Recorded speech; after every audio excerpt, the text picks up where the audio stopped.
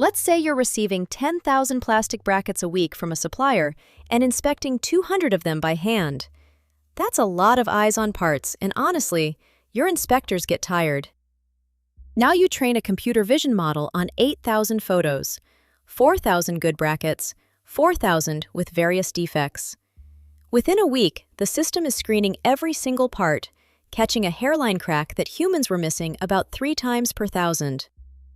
Meanwhile, an AI sampling model looks at your supplier history and says, "Hey, this supplier has been flawless for 6 months. Cut inspection to 0.5% and redirect that capacity to your new supplier who's still finding their footing."